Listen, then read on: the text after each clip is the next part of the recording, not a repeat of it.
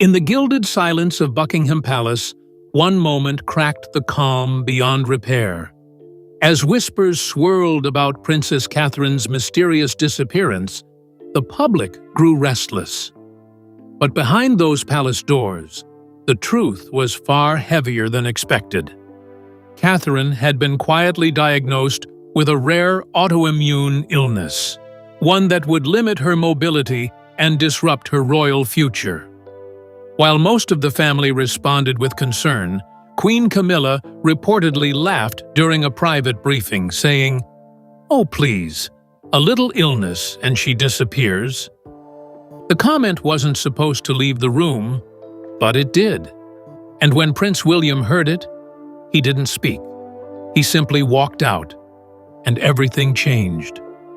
The woman fighting to stay strong became the nation's heart. The one who mocked her became its shame.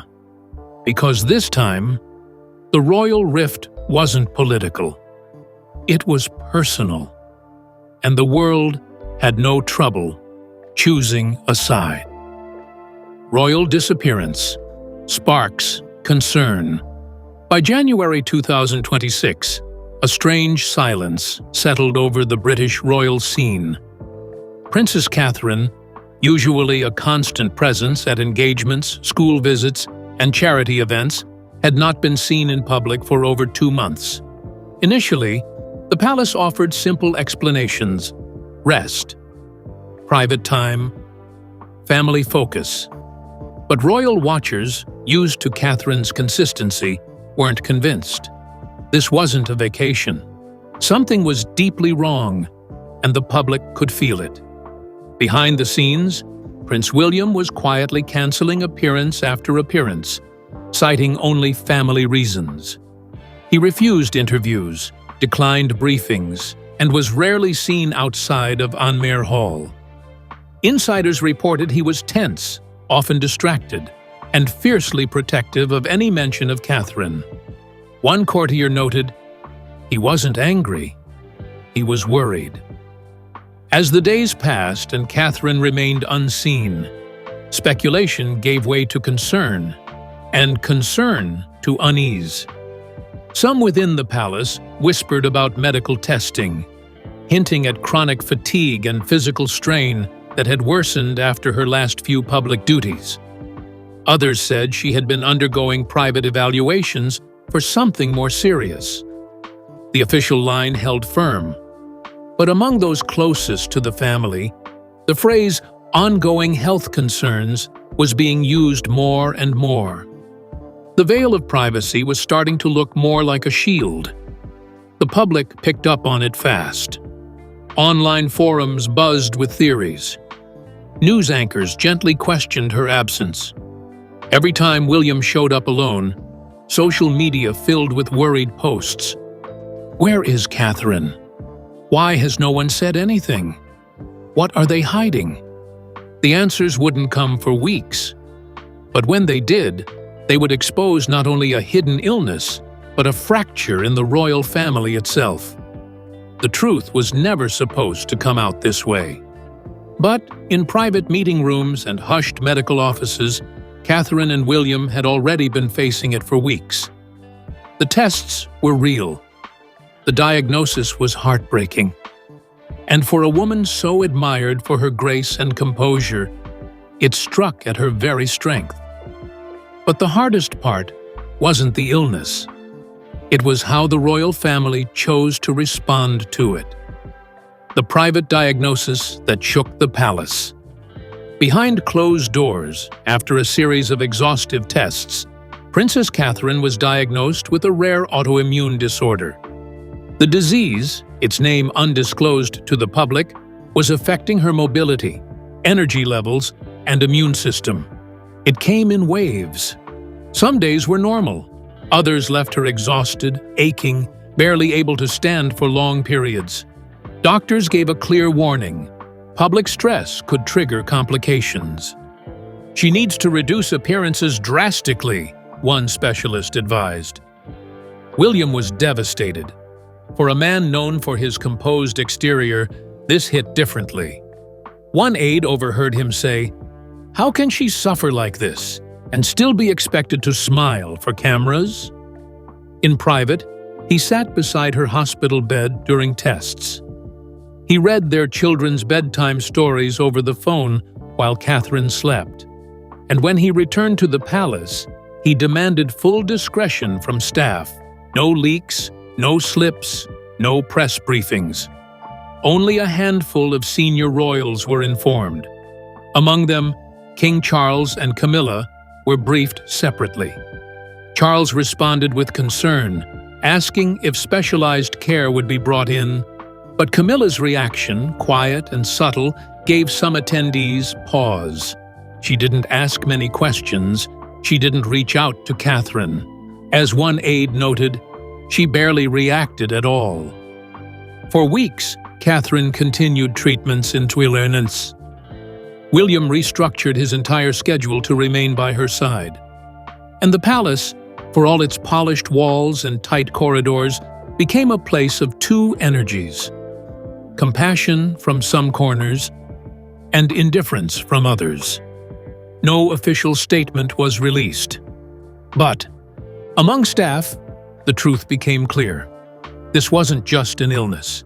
It was a crisis of character, and the responses from the royal family were revealing everything.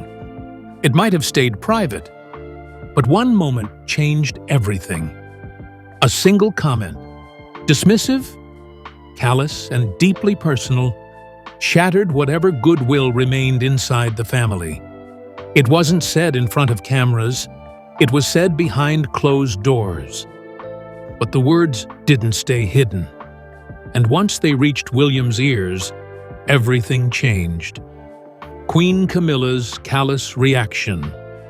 The setting was informal, a family briefing in one of Buckingham Palace's private rooms. William had just given an update on Catherine's condition. It was emotional. Some in the room were moved. But as the room quieted, Queen Camilla reportedly scoffed and said under her breath, "Oh, please, a little illness and she disappears?" The room froze. No one laughed, not even Charles. But the damage was immediate. William said nothing. He stood up, straightened his coat, and walked out. According to multiple sources, Catherine, already physically drained and emotionally fragile, was in tears before the meeting ended. A royal aide later leaked the moment to the press, saying, "Camilla laughed. She actually laughed under her breath." Everyone saw it. No one said a word. It wasn't just disrespect. It was a betrayal of empathy. Behind the scenes, the fallout was swift. William refused to attend future briefings where Camilla would be present. Catherine, who had remained gracious even in suffering, reportedly told a friend, "I can accept the illness. I can't accept cruelty." For years, tensions between Camilla and William had been managed quietly, diplomatically. But this moment cracked something deeper. One insider put it plainly: that relationship is broken now. For good. Camilla made no apology, nor did she reach out privately to Catherine. Charles, caught in the middle, attempted to downplay the incident. "She didn't mean it," he reportedly told William. "Camilla just processes things differently." But William didn't buy it. To him, it wasn't about processing, it was about character. And after that moment, the fracture within the royal family widened into a quiet, permanent chasm. William's breaking point. The fallout from Camilla's comment festered in silence. At first, Prince William tried to focus on Catherine, her rest, her morale, her healing. But the moment kept playing in his mind, over and over. Camilla, dismissive. Catherine, crying. And a room full of royals saying nothing. Finally, William did what no one expected. He arranged a private meeting with King Charles, without any aides present. The location was Clarence's house, but the atmosphere was ice cold. William came prepared. No shouting, just clarity. He demanded a formal apology from Camilla, not to him, but to Catherine. "She mocked the mother of your future queen," he said. But Charles refused, not with malice, but with discomfort. "She didn't mean it like that. Camilla just reacts differently to things." That excuse only fueled William's anger. "If that's how she reacts to someone's pain," he snapped, "then I don't want her near my family." The meeting ended with no resolution. William stood up, thanked his father for his time, and left. That night, he returned to Anmer Hall, where Catherine was resting with their children. The next morning, he instructed royal staff no more direct communication with Camilla. Any messages were to go through intermediaries. Events she would attend? Declined. Photos with her? Out of the question. It was the clearest line William had ever drawn. The prince, known for diplomacy, had reached his breaking point. One longtime royal aide said, "We've seen William angry before, but never like this. This wasn't anger. It was protective fury." He wasn't just standing up for his wife. He was quietly redefining how he would engage with the institution moving forward. Not as a passive player, but as a man who sets his own boundaries. But while William's rage burned in private meetings and royal corridors, Catherine remained calm at home, carrying the emotional load of motherhood alongside physical pain. And for the three little people who knew her only as Mummy, the truth had to be softened, explained, and wrapped in love. What came next wasn't royal at all. It was deeply human. Catherine's strength. At Anmer Hall, life moved slowly, deliberately. Princess Catherine woke later than usual, moved gently through the day, and avoided the heavy demands of official paperwork. Her body needed rest. But in the mornings and evenings, her focus was always on George, Charlotte, and Louis. They knew something was different. She smiled more carefully. She walked slower. And one morning, over breakfast, Charlotte asked the question everyone had been avoiding. "Mummy, will you still come to school things?" Catherine paused. Then she smiled and reached for Charlotte's hand. "Even if I walk slower," she said, "I'll still walk with you." It wasn't a promise made from certainty, but from determination. William, watching from across the table, blinked back tears. He later told a friend, "She's still the pillar of this family, even as she fights silently." George, old enough to sense stress but too young to understand its cause, became more protective. He started offering to carry her tea, bring her a book, or check if she needed help with the stairs. Louis, unaware of illness but sensitive to mood, simply said, "I like it when you stay home more." It was innocent, but it shattered William inside. "He doesn't know why yet," he said quietly, "but he'll remember how she stayed kind." Despite her own exhaustion, Catherine tried to maintain normalcy. Family dinners continued. Evening walks in the garden, when she had the strength, were still shared. On better days, she sketched quietly with Charlotte, or read aloud to Louis.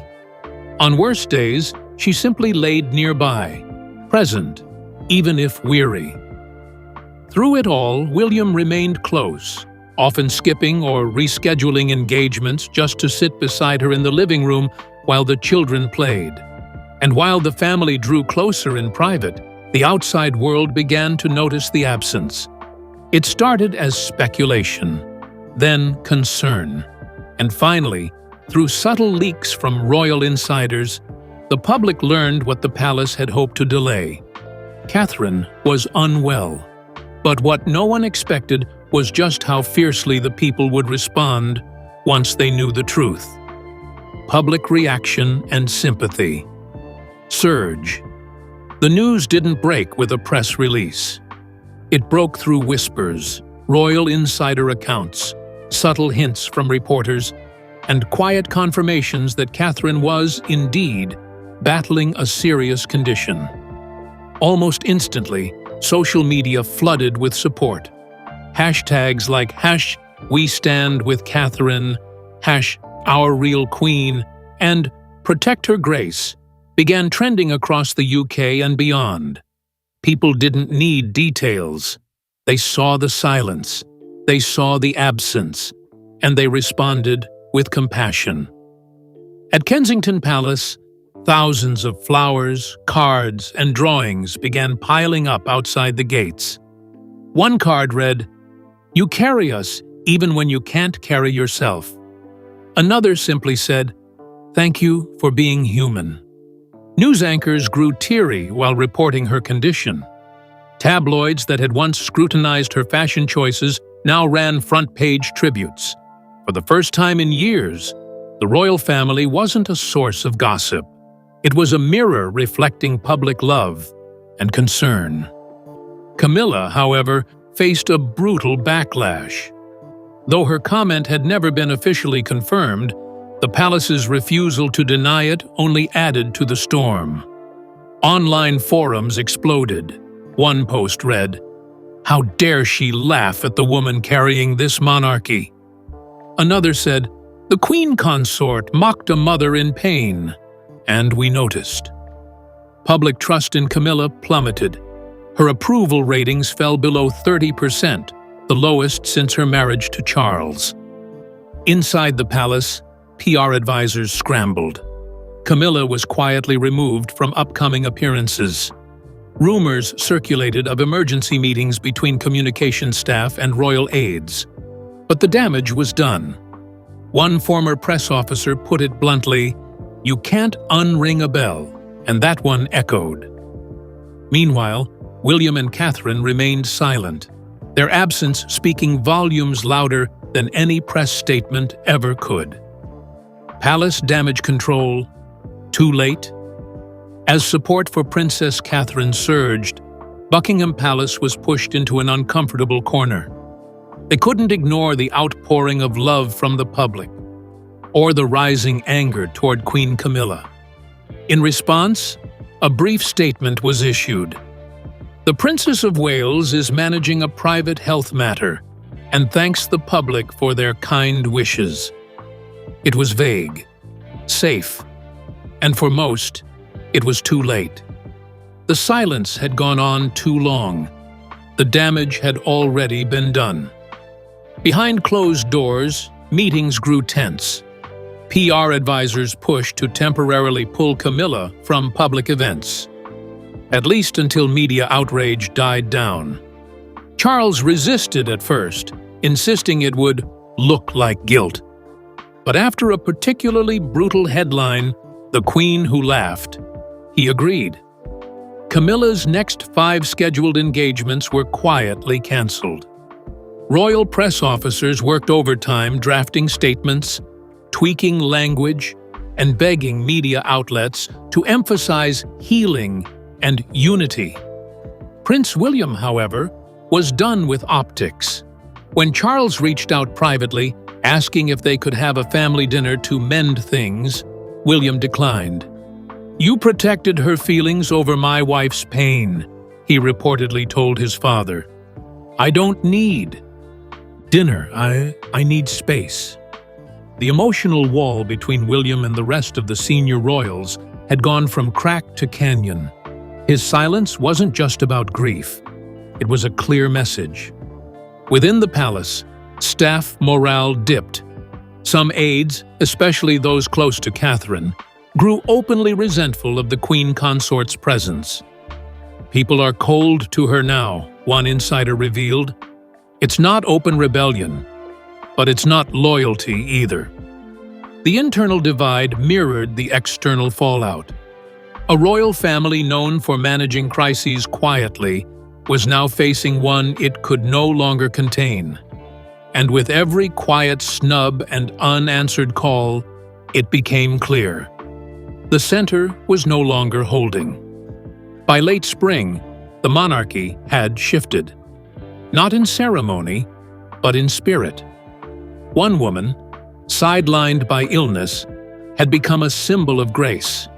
Another, still wearing the crown, had become a lightning rod for resentment.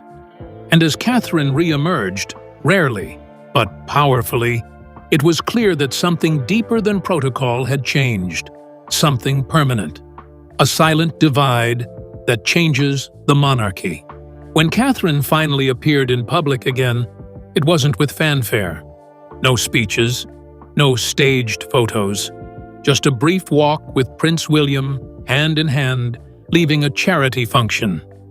Cameras caught the moment, her posture slower, her smile softer, but her eyes steady. The nation exhaled. "She's still standing," one headline read, and standing taller than anyone expected. It wasn't just a health update. It was a quiet act of endurance. Since her diagnosis, her appearances have remained rare, but each one now carries emotional weight. When Catherine attends events, she's met with applause, not out of duty, but out of love. Supporters wave signs like "Stay strong, our Queen," and "You carry this family." Her visibility may have lessened, but her symbolic presence has only grown. One royal historian noted, "In Catherine's absence, the monarchy found its humanity. In her pain, it found its reflection." William, meanwhile, has stepped up, not just in public duty, but in quiet protection. He shields Catherine from stress, controls their media exposure, and has taken on more solo roles. "He's becoming the shield she always was for him," said a longtime royal correspondent. Their bond, once admired, now appears unshakable. They operate as a unit, united by love, trial, and shared distrust of those who failed them. And then there's Camilla, still present, still wearing the title, but increasingly alone in palace halls. Her relationship with William is reportedly non-existent. With Catherine, it's worse. Cordial in the rare moments they must share space, but otherwise void of interaction. Staff no longer assume joint engagements. Photographers no longer hope for family portraits. As one palace aide put it, "There's no war, just silence. And sometimes, silence says everything." In the end, Catherine's illness did more than pause royal duties. It reshaped them. It revealed a divide that had long been whispered about, but never confirmed. And now, the monarchy stands on a new line, drawn not by scandal or succession, but by compassion, or the lack of it. And in that line, the public has chosen its queen, not by crown, but by character.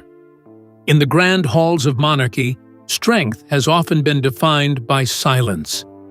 But Catherine showed us a different kind of strength, not the kind hidden behind palatial walls or rehearsed smiles, but the kind that lives in soft endurance, quiet grace, and the unconditional love for one's family. Her illness, though private, became a mirror. It didn't just reveal her fragility, it revealed who stood beside her and who looked away. As the months unfolded, the contrast became unavoidable. While Catherine stepped back with humility and pain, the palace machine carried on. But it was her absence, not anyone else's presence, that the public felt. Flowers bloomed outside Kensington Palace. Messages poured in. And a woman who never asked for the spotlight became the center of national affection. Meanwhile, Camilla's moment, one of laughter, mockery, and stunning misjudgment, left an indelible scar. Not because it was loud, but because it was so casually cruel. It confirmed what many feared, that the heart of the monarchy had lost its rhythm. That compassion had been replaced by performance. But William didn't stay silent. He acted, not with speeches, but with distance. Protecting Catherine became his purpose, and in that protective love, many saw the future of the monarchy redefined, not by hierarchy, but by humanity. Because at the end of it all, titles will fade, scandals will be rewritten. But the way someone stands beside a loved one in illness, that stays, and the people have made their choice, not based on bloodlines or crowns, but on character. Catherine didn't just survive a diagnosis. She quietly redrew the monarchy's emotional map. And in doing so, she reminded us all that resilience doesn't shout. It endures. And sometimes, the loudest message comes not from the throne, but from the quiet strength of the woman who carried it with grace, even when the palace didn't carry her.